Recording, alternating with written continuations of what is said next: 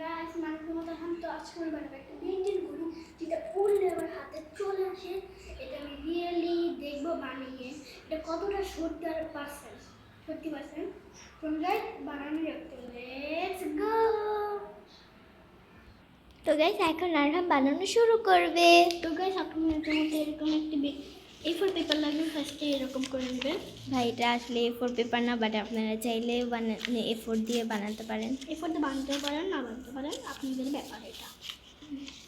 আসলে আরহাম জানে না এটা ফ্রিজটা মানে এটা কত বড়, সো আজ এটা বলে দিছে A4 পেপার, মানে ও A4 পেপার ছাড়া আর কিছুই জানে না। আমি বাচ্চা, এটা আমি জানি না। বাচ্চা তুমি চুপ। তো এটার জন্য কিন্তু এদিকে হাত কান্নাকাটি করতেছে, ও এই কার্ডটা নেবে। কার্ড না, এটা ঘড়ি। ওই ঘড়ি নেবে, যাই হোক। আর আপনাদের কিন্তু আর এটা বানানোর জন্য কিন্তু অবশ্যই এই গ্লুটা নেবেন, মানে ফেভিকল গ্লু। এটা আসলে একদম শেষ পথে। গাইস এটা আপনার লুকটা একবার দেখেন। ভাই স্যার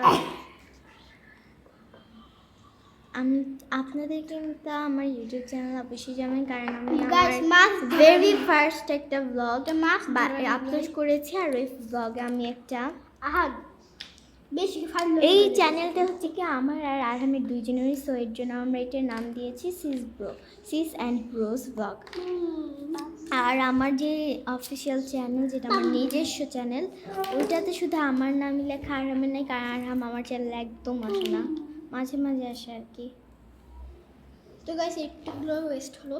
অবশ্যই আমার নতুন চ্যানেল এটা, এর জন্য এটা আমার ভেরি ফার্স্ট তো ব্লগ। গাইস আমাদের হয়ে গেছে বেন্টেন ঘড়ি। চলো এখন বানানো হয়ে গেছে। হ্যাঁ গাইস বলছিলাম না এটা অনেক ইজি। চলো এখন বানানো যাক। বিসমিল্লাহ। অনেক পাতলা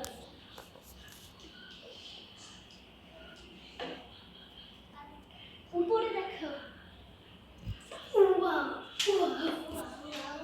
এটা তার হচ্ছে কি বেন্টেনে ঘড়ি, যেটা আমার কাছে একদম ফালতু লাগে, যে সত্যি কথা গাইস, বাট